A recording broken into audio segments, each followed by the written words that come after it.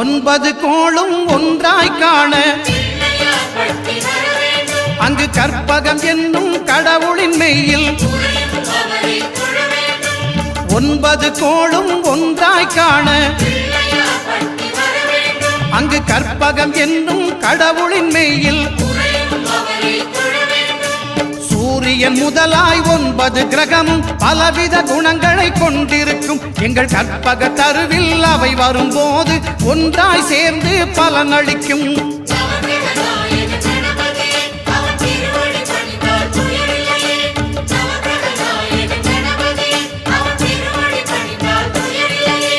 ஒன்பது கோளும் ஒன்றாய் காண